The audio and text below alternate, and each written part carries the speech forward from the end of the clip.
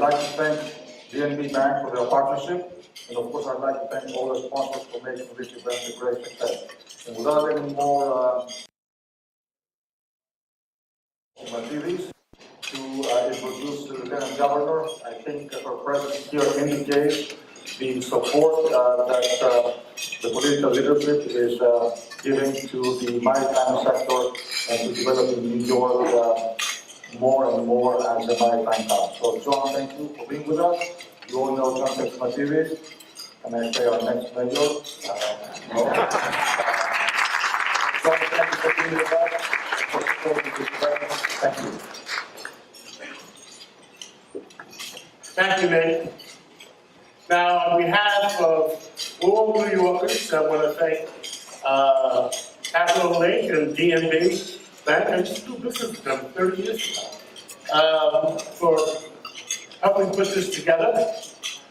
New York is the third largest port in America, and with the widening of the Panama Canal, it's going to be even more significant for the ports of New York and New Jersey, and being a New Yorker, hopefully more New York.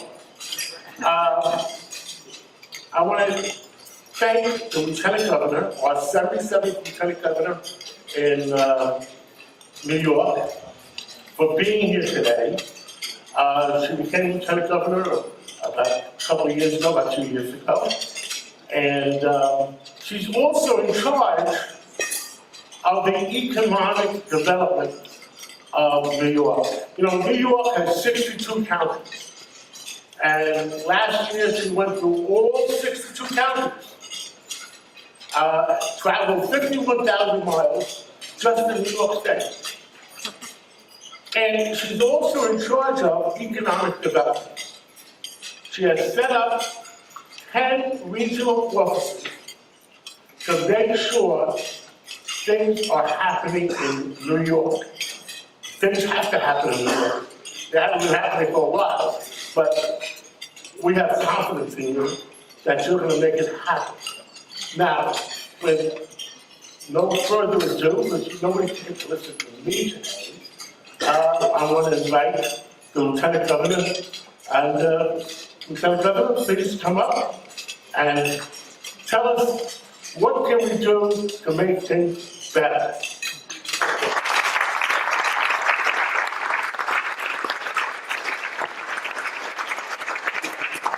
What you can do to make things better. Boy, that's an interesting topic. John, I appreciate that. But first of all, this is an honor for me for many reasons. I've never been introduced by somebody who has their picture on a postage stamp. So this is a real treat for me, John. Congratulations on being on a Greek postage stamp in recognition of your contribution. So this is a banner day for me as well. I also want to thank Dennis Beal for the introduction, for inviting me. He thought of me a long time ago and asked if I'd put this in my schedule. And of course, when Dennis asked, the answer is yes. He's got a strong ally and friend. He and his wife, Karen, for a long time. Nicholas, you and Olga and the others in your family, this is fantastic. I mean, I look out here and I see the energy and the excitement and the passion for the people who are really the true stakeholders in this critically important industry. So I want to thank all of you for participating, and the sponsors, Capital Link and DNB, for this fantastic event. You know, I'm also excited to be here because my family has been connected to this industry, not as you have, but in some ways for a long time. From my relatives in Ireland, another island, who are still making their living off the sea as fishermen, to my uncles who are scoopers, which is the old-time word for people who would stand on the port of Buffalo waiting for the great ships to fill with grain that came into General Mills, where we to this day still make Cheerios. And so when I ride my bike in the morning, my city smells like Cheerios. In fact, we have that on t-shirts, right, Howard Zemsky, also from Buffalo? So I experienced this personally. I also had an uncle in the Merchant Marine, and I used to love hearing his stories about his experiences traveling the world over, and perhaps that sparked a desire in his young niece to do something that gets me in contact with this industry. So there's another reason. My home is literally on the shores of one of our Great Lakes. I could throw a stone in the Lake Erie from where I live.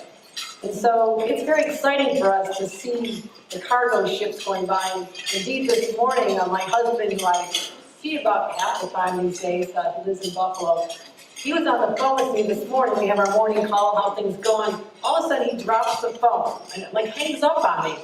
And he comes back and I said, where were you? He goes, oh, I had to take a picture of this big cargo ship going past our house. I wanted to send it to you so you could get inspired for your speech today. I said, okay. So you can tell this is an exciting industry for us. So, but you know, when you think about it, long before this area, this port of New York and New Jersey became such an important link to our opening up the rest of our country. Think about the Erie Canal. That was so significant. That gave a new opportunity for a whole new industry to open up not just the rest of New York State, but really the West. And that engineering feat that our governor, Andy Cuomo, still speaks about with such admiration really is a connection that was so critical at that time. But the history of the maritime industry goes way back before that, or before 500 years ago when explorers first opened up this area. And you really research it, the maritime industry goes back to the dawn of civilization, back to the Minoans on the beautiful island of Crete.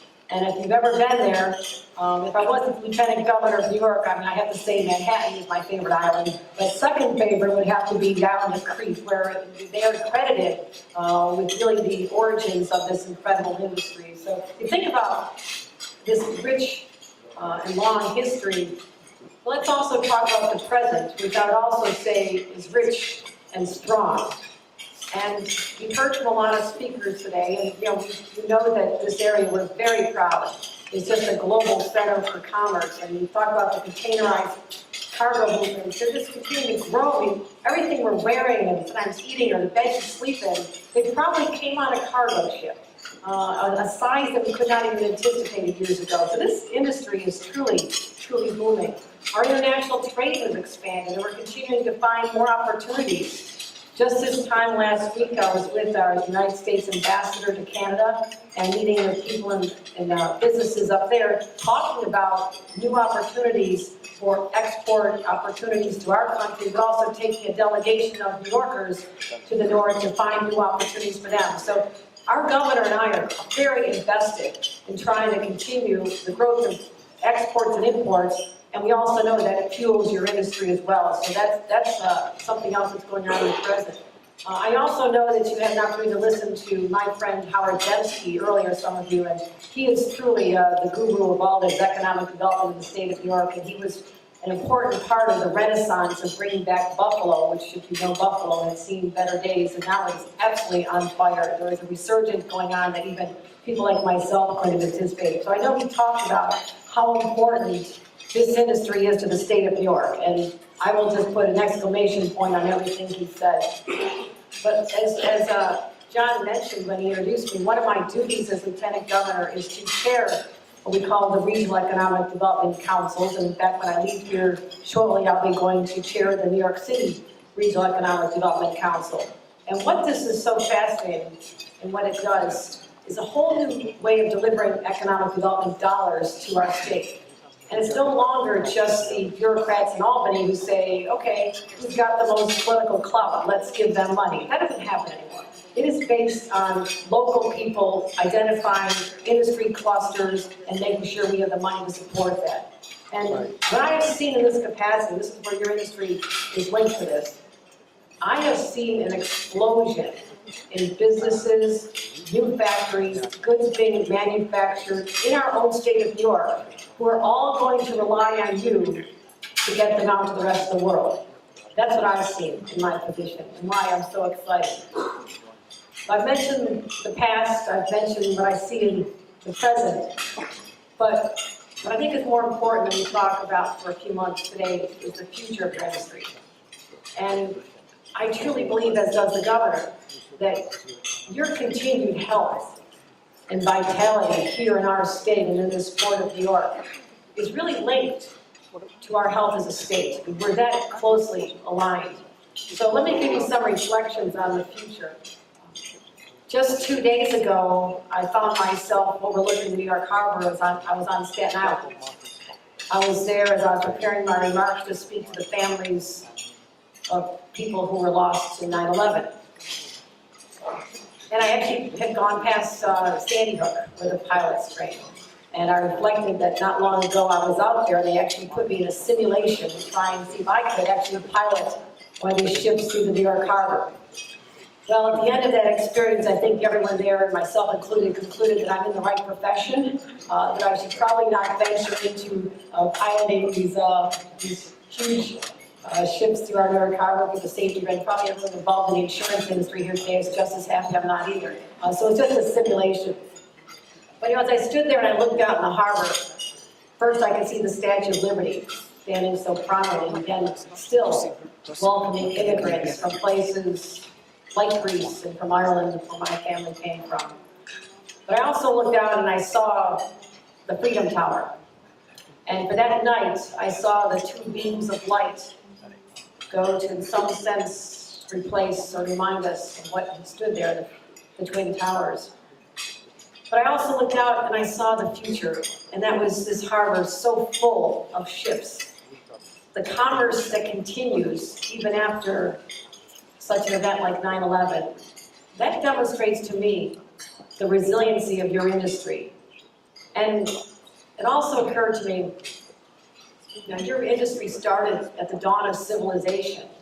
When you realize that our world is 71% water, 97 of which is on the oceans, you were there at the very beginning, you're also going to be there at the very end. There is no alternative. There is no alternative to shipping. There's just not. But to survive, though, how do you survive in the future and the new challenges that you face? You have to be not just resilient, as you were when the towers came down and the industries were affected, but you also have to be adaptable. And you talk about issues like port security. We never talked about port security before. When you think about it, in this age of global terrorism and radicalization, we have a new vulnerability. If someone wanted to do us harm, there is a vehicle to do it, and that could be ships. And I was a member of Congress. I served on the House Homeland Security Committee. I was actually on the Port Security Task Force to talk about just that issue. So since 9/11, this is another whole dynamic that you have to face as an industry. But in addition to that event, you think about, that was man-made, you think about another cataclysmic effect that really shook us, was one made by Mother Nature, Hurricane Sandy. And the havoc that wreaked on your industry and our port, and all the damage that was done. Damage, in fact, to the Sandy Hook Pilots facility, which I toured, and we're spending state dollars to bring back. So I just point these out because it's pointing out in this new global era, there are new challenges that we have to face.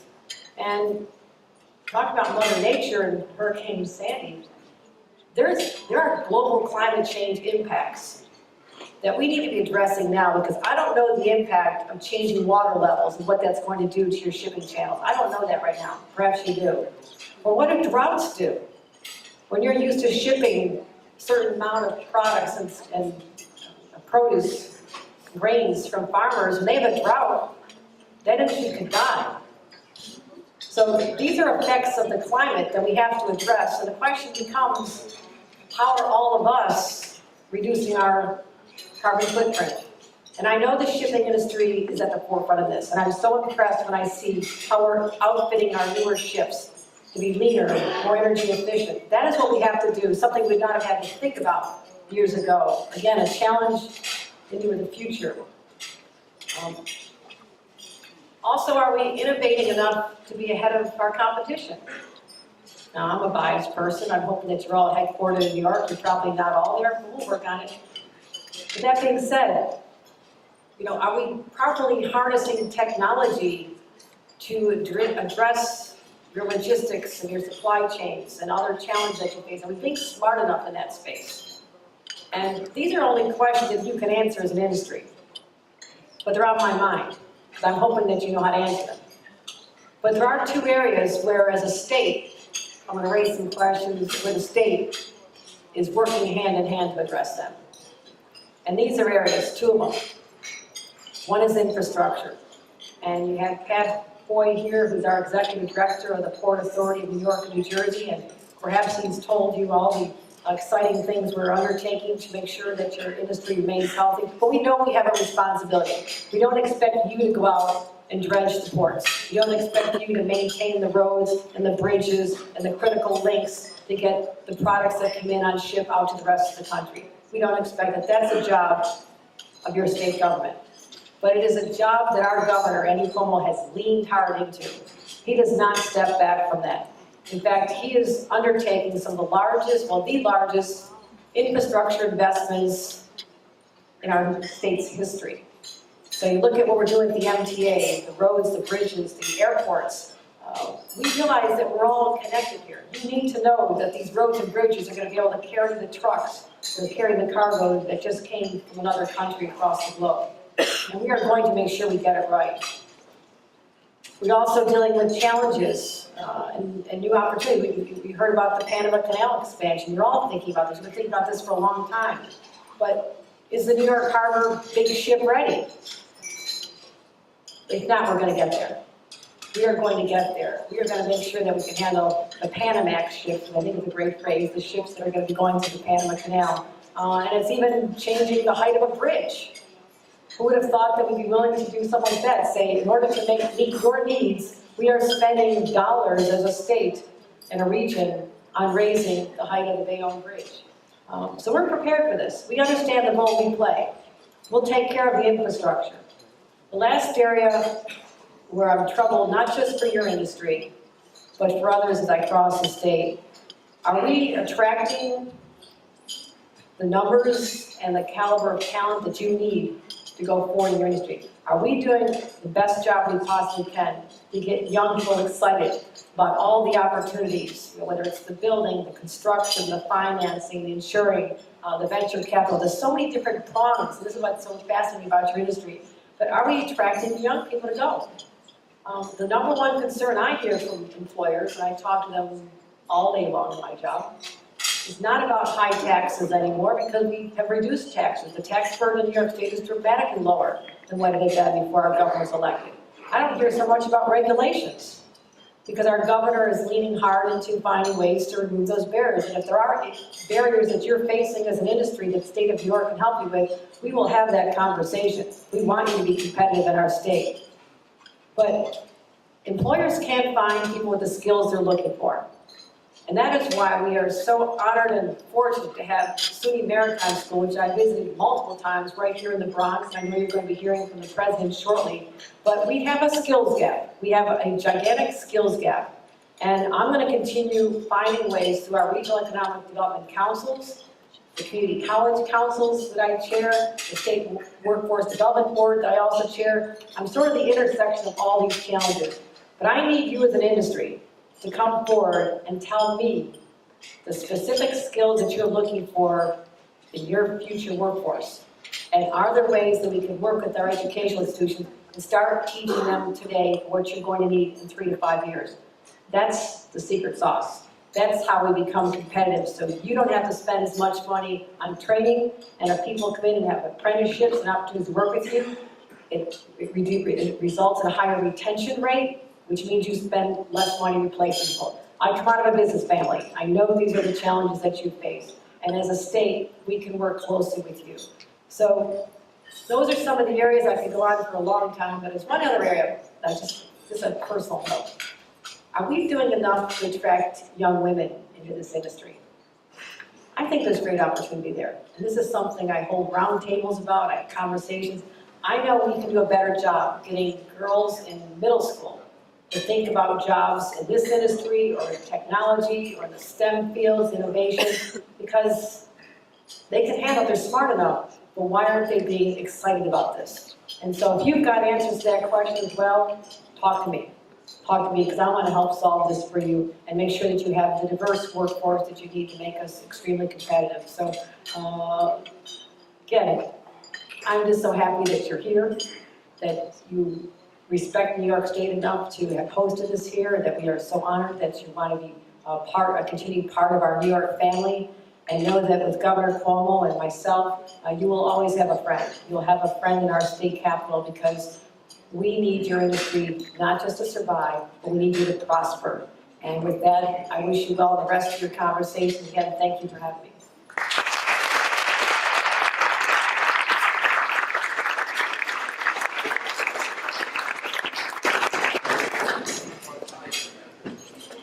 So I would like to thank the Lieutenant Governor.